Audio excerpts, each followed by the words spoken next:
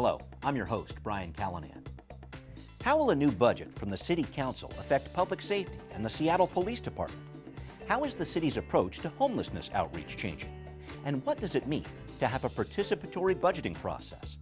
We're talking with Councilmember Kshama Sawant to answer these questions and the ones you're sending in too, next on Council Edition. This is a very nuanced and complex issue. It's not nuanced, it's not complex, it's very straightforward, but you need a commitment to look at the actual facts. All that and more coming up next on City Inside Out, Council Edition.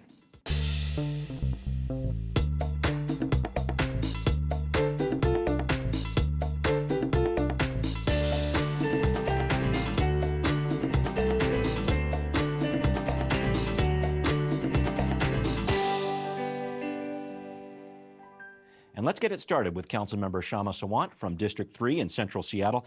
Councilmember Sawant, as we are recording this show, the Council is just about to approve its 2021 budget. I want to get an overview to start here. Do you think the Council has put together a responsible and responsive budget during a very challenging time in the COVID pandemic? I think the budget that is likely to be passed on Monday, and this coming Monday, the final budget vote, is going to improve the budget proposal from corporate Mayor Durkin in the sense that the total amount of the budget cuts that were going to happen under her proposal have been reduced somewhat, and the reduction in the bloated police budget has also been expanded somewhat. So they're both positive things.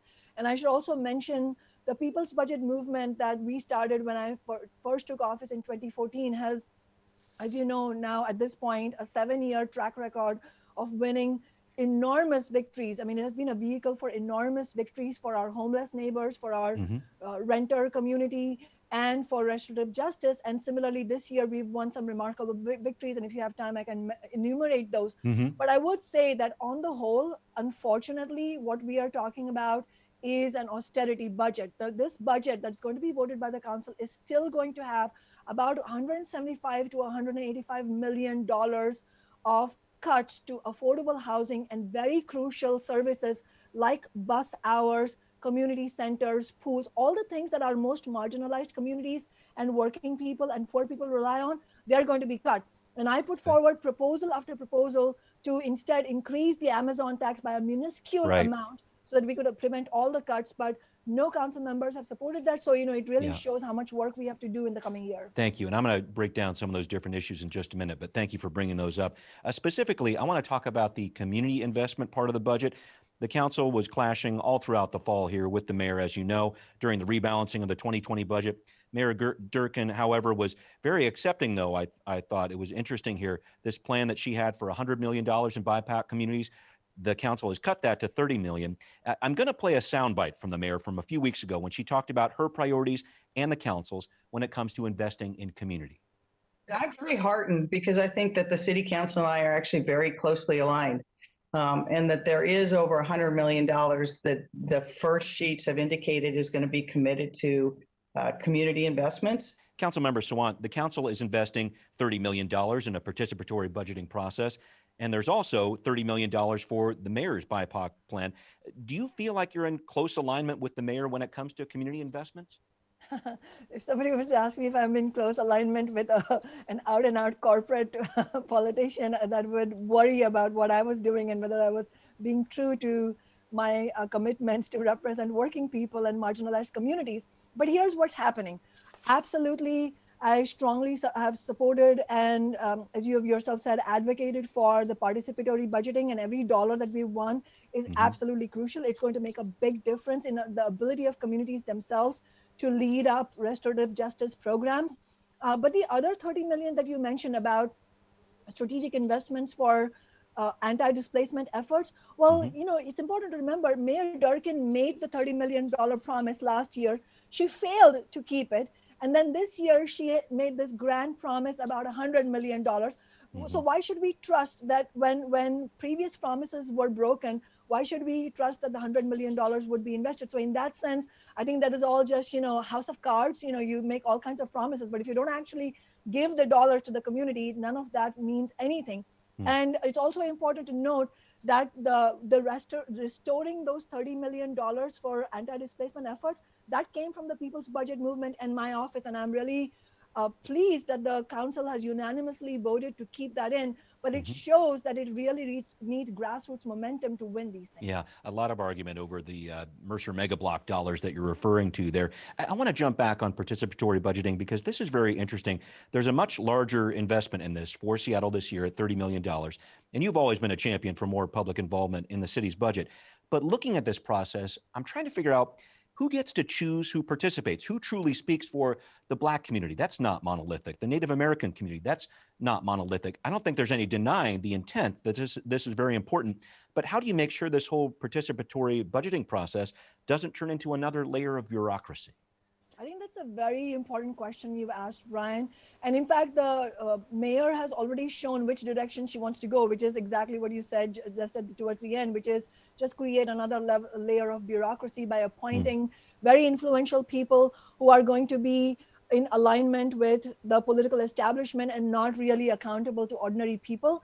And I don't have some panacea for how this can be done. There's no formula, but I will tell you there are general guidelines. It's not a mystery. It's not some kind of mystical process. The way you make sure that working people and communities of color are represented is by our communities themselves fighting for that representation. So give you a concrete example. The only reason we were able to win the Amazon tax, the historic tax on big business this summer to fund the Green New Deal and construction of affordable housing was because the tax Amazon movement that was led in part by socialist alternative and progressive unions, we were able to, we insisted in doing this and we were able to win this, which is a democratically organized movement where we had decision-making not being made by a self-appointed committee who are then partly in alignment with the political establishment, but a committee that itself was elected by hundreds of people in big events that we called action conferences, which I know Seattle channel has covered. But those action conferences were the lifeblood of why we won the Amazon tax, because it was hundreds of ordinary people who were able to directly hold the movement leaders accountable. And that meant that the movement leaders were not selling out. That's the kind of approach we need. Thank you very much for that piece. I want to make sure that we jump into some issues with the Seattle Police Department here. So the council as a whole rejected a proposal that you and Councilmember Morales have been supporting, a hiring freeze that would have put $9 million in police recruitment money into community programs. Council President Gonzalez voiced her concerns at a recent meeting. Here's an excerpt of what she said. And when we're talking about a hiring freeze, whether it's at $9 million, whether it's at $100 million, whether it's at $10, the question still remains is, are we ready to implement a hiring freeze? And to me, that really is dependent on whether or not we have the community safety alternatives and programs in place to be able to respond to people who are in crisis. So the basic point she was making there, the community safety programs the council is working on aren't fully online yet. So freezing the police recruitment process would not be a good idea. I want to make sure I get your thoughts on that. Well, I found those comments extremely troubling, not surprising exactly, because these are the same council members who championed the police bunker in 2016, which our movement successfully defeated, then championed the racist police contract in 2018, and then championed the hiring bonuses for police officers last year. And it was only under the pressure of, tens of thousands in Seattle and over 26 million nationwide going out on the streets in the Justice for George Floyd protest, that during the summer, these same council members were singing a different tune. Or, I saw these council members in tears in press conferences saying they're sorry for their past actions and they're going to do better. And now that the movement is gone, now that there's nobody on the streets, and really the intense pressure that comes from tens of thousands of people on the streets is gone, that those same council members are back to their old talking points about the police. And so what I find troubling here is that, first of all, we're in a recession. Most departments are in a cash crunch. So why should the department that has the most money of all, whose budget is already bloated, which is the police department, why should they not also take on, even if you put all the politics aside and just talked about city departments, then that's no different than all the other city departments. But furthermore, What I find problematic here, especially, is this idea. It's all premised on this idea that somehow having a bloated police department delivers public safety. Well, Hmm. every council member knows this. You don't have to be an economist to know this. All politicians know that public safety comes from actually reducing economic inequality by reducing Right. poverty and actually funding housing and services. Okay.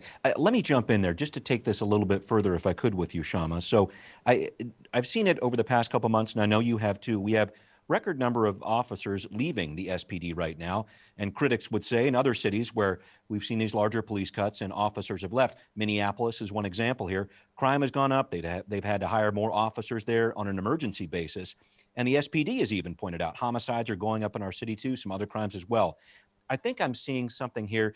There's a need for policing with justice. Certainly, there's also a need for public safety, making sure that our city is covered there. Is the cuts that have been made here, about 17% to the Seattle Police Department, do those respond to those needs? Help me out with that, Well, please. first of all, let's look at numbers accurately, and then let's bring in the Okay. political analysis. First of all, the 17% number that you quoted, that's Hmm. just not accurate. That's a number Okay. that's been touted by city council members who want to claim that they have done actual work in the police, in terms of actually responding to community needs on the police budget. But Okay. actually, the reduction is only 7.7% if you take into account the fact that some of the services have simply been moved, or the plan is to move them from the police department to other departments. Yes. So it's Okay. not, that's not actual reduction that the community has been the movement has been talking about.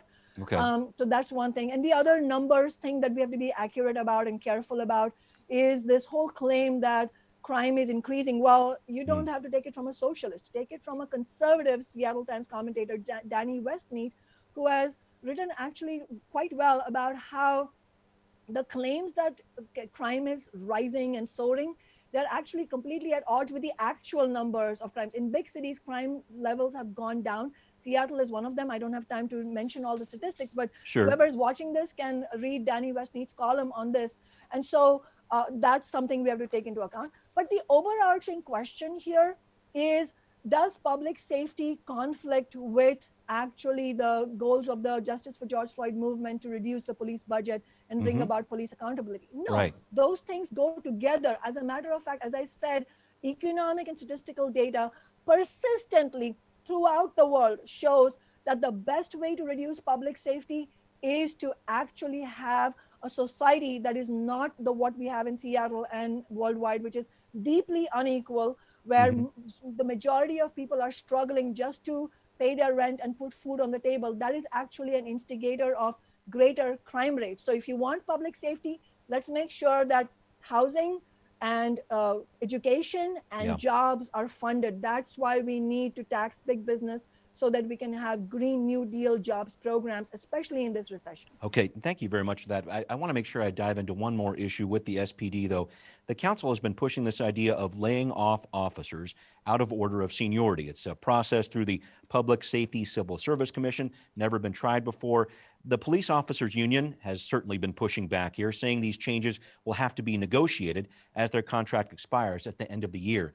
I'm just trying to figure out, how should the city negotiate that? It sounds like the council is going to have a larger role in that process now. What has to be given away or negotiated for that to happen? Well, first of all, I think that's a very important question. But first of all, I want to address a lot of the obfuscation that has been engaged in, both unfortunately by the Police Officers Guild and also by council members Hmm. who have made promises and then broken them. I mean, look, I'm a member of a teachers union myself. I'm a strong advocate and activist in the labor movement. I used to be a delegate to the Labor Council. So I will, to the end, defend the rights of labor unions and union members and workers. But we have to be clear that in the labor movement, we have a very important adage, which is an injury to one is an injury to all. So in other words, if there is clear evidence that a police department is actually, and the political establishment whom the police department answers to, has been responsible for violence against peaceful protests, for killings of community members that have not been, that no justice has been delivered, then there's a real endemic problem here. There's a systemic problem of racist policing, of harassment of homeless people and poor people. So these are real problems that need to be addressed. Yeah. Just to clarify the obfuscation, The city council is the highest legislative body of this city. So the city council absolutely has legal authority to set terms on budget. In other words, there is nothing that is legally stopping the city council from saying, we don't want to assign dollars for new hires next year. We Okay. don't want to assign dollars for this or that. I mean, that's a political decision. You can politically agree or disagree, but there's Right. the legal authority. And Right. then the city council has to negotiate those decisions, the effect of those decisions with the unions. But let me just contrast. I mean, all this hue and cry about the police officers guild and, oh my God, we have to negotiate. Well, every time there's a recession, and what happened in 2009, every time there's a recession, the burden is put on ordinary people, on workers. And one way in which this burden is put on workers is by demanding that public sector workers take mandatory furloughs or layoffs. That's not happened yet this recession, but it is going to happen unless we fight back.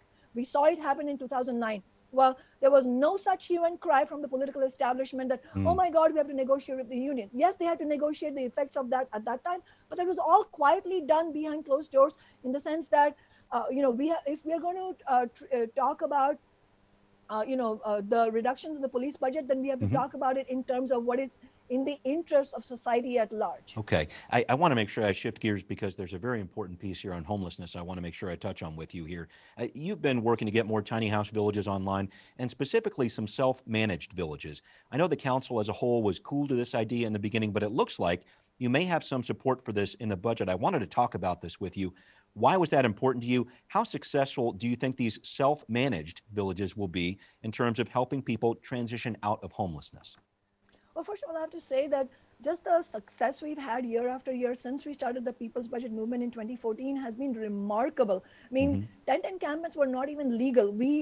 Our People's Budget Movement first, the first step was we established city sanctioned encampments, city funds for certain encampments, and then they turned into more better funded encampments and turned into tiny house villages. Now, are these substitutes for actual permanent affordable housing? Absolutely not.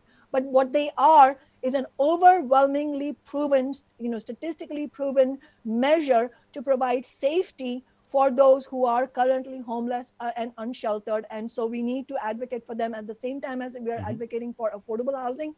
And so we have seen remarkable progress, and that's because of a movement-driven strategy. And as far as tiny house village is concerned, there are different models that work for different people. And so we need to make sure that whatever people's needs are, our homeless neighbors' needs are varied and those needs are satisfied. So various degrees of self-management are something that we look for. So we don't want a one-size-fits all. And that's the whole point behind funding both Lehigh tiny house villages and Nicholsville tiny house villages, because they offer different models. But one thing they are doing, all of these tiny house villages, they're keeping COVID infections at bay. So it's crucial that we have been able to achieve this. That's super important. I know Councilmember Peterson brought up the opposing viewpoint here that maybe with this Nicholsville type of an example with the self-managed camps, that maybe there's not enough city oversight. Maybe there's not enough. Well, there's no data to prove that. People getting out and getting into housing. I know these are all conservative talking points that actually, if you dig behind the surface, scratch behind the surface, you don't see any data that supports these claims. And as a matter of fact, you know what does not have any data to prove that it's effective? It's the sweeps of homeless people. Year after year, we have asked the city to provide evidence for why this works. And in fact, they have zero evidence. You can see committee after committee where they have zero evidence to show that sweeps of homeless neighbors work. And yet the city has spent millions of dollars every year. And that's why the Stop the Sweeps movement exists. Well, let's talk about this. So the city is working on changing its outreach programs here, disbanding the navigation team, the police-led model of homeless outreach. Now there's this new HOPE team, the Homeless Outreach Provider Ecosystem, that's going to connect service providers more directly with people in need. We have seen a big rise in street park encampments over the past few months. How is this new model going to help? Well, I have to say, I mean, some of this is just technocratic mumbo jumbo. You have, when there's an outcry from ordinary people on something that is not working, something that is unjust, then you see the political establishment reject the actual solution, because the actual solution is to just stop the sweeps and provide tiny house villages and increase funds for affordable housing by increasing the tax on the pandemic profiteering corporations. The solutions are not a mystical aspect. It is very clear what to do. But in order to do that, you will need political representatives who stand with ordinary people and not big business. You don't have that other than one socialist on the city council. And so what you see the establishment doing is spinning its wheels by coming up with new acronyms and new programs. Okay. So essentially, yes, some things are changing, and that's credit to the movement, especially led by homeless and housing activists. But essentially what we need is for the sweeps to stop. And one thing that's important to note here factually is that while the number of formal sweeps, that is sweeps that take place with a certain set of guidelines, objective guidelines, those may have reduced in number, but what has gone up now is what I would call informal sweeps, where the police just come in there, they'll come to a tent and then harass the homeless person and say, well, you're causing an obstruction or you're in a hazardous location, and without any kind of criteria, those people are swept. And so most of the sweeps that are happening right now are in that what I would call informal category. And that's why you see, if the establishment needs to stop sweeps in one form, they will do it in another form. And that's why we need to just stop the sweeps, period. Do you think that's going to happen? We're going to have more sweeps with this HOPE team? It sounds like there's going to be mainly service providers involved here who I know. Okay, go ahead. I think as I said, absolutely in the balance, it is important the direction in which it's going. And that's why I credit the movement and ordinary people and service providers themselves who have advocated for all of this. What I am saying, though, is that at the end of the day, none of this is actually stopping the police from carrying out sweeps, which is why it's really unfortunate, though again, not surprising to me, but unfortunate that the entire city council, all 8 council members opposed actually, no, it was 7 council members who opposed this. It was important that Councilmember Morales supported this, which is a proposal from my office and the People's Budget Movement to really put restrictions in the conditions in which police can carry out sweeps. In other words, what we said was very simple, and this is what we need to do, which is if the police do carry out sweeps for what they believe are legitimate reasons, like if there's an actual obstruction or if there's an actual hazard, I don't deny that those circumstances are going to exist, of course. But what we are saying is that when you do that, you can only do that if you provide an alternate location to those human beings in the vicinity of where they were with the services that they need. Because these are not, these are not boxes. They are human beings. If you sweep them, they're going to have to exist somewhere else. So let's use an effective and humane approach. That's all this measure that I was proposing yesterday said. It's a very common sense and a very humane proposal. And yet 7 of the 9 council members opposed it. So in order to win a humane and common sense approach, we will need to keep fighting. Okay. I want to touch on another big issue for the city, and that's bridge maintenance. So the mayor says she wants to pursue a repair, not replacement of the West Seattle Bridge, but a lot of other infrastructure needs in Seattle right now, too. The council as a whole has been supportive of using a $20 car tab fee, which would go into effect next year as the existing $60 fee expires. I know you had a proposal that was rejected to increase the Jumpstart Big Business Tax to pay for more bridge maintenance. I've got a few different messages in on this, some environmental concerns specifically. One commenter says, using car tabs to pay for bridge repair is bad for the environment. Why isn't car tab money going to transit, biking, things like that? She said this, if there were a climate note attached to this legislation, it would read, are you kidding? One of the different activists involved there. But another commenter didn't like your idea either. He wrote this, over 40% of Seattle's carbon emissions come from vehicles. You are proposing a subsidy to increase vehicle usage since drivers would no longer feel the cost of the infrastructure cars use. As it's in the budget right now, the city will be collecting this fee, but get some more public input on how to spend it. Your thoughts about this? This is a very nuanced and complex issue. It's not nuanced. It's not complex. It's very straightforward. But you need a commitment to look at the actual facts. If you look at car tab fees, it's not my opinion that makes them regressive. They are regressive. It's a fact. So if you agree or disagree, that represents a political position, but the facts on the ground are indisputable. Car tab fees are so deeply regressive and so punishing to poor and working class people, especially people of color and especially women of color. They are so destructive that people end up in jail because they are not able to pay their car tabs. They end up having gross misdemeanors on their record because they're not able to pay. This is not something I'm making up. This actually is true. When I was arrested in a peaceful protest action, where we were in SeaTac in 2014, when we were demanding that Alaska Airlines follow the $15 minimum wage law. Right. I Yes. was in a King County jail overnight, and all, there were 8 to 10 women in my cell, not associated with our action. Yes. All of those women, every single one of those women, Brian, was there because they were poor and they had traffic related infractions, whatever, accumulated tickets or car tabs that they couldn't pay.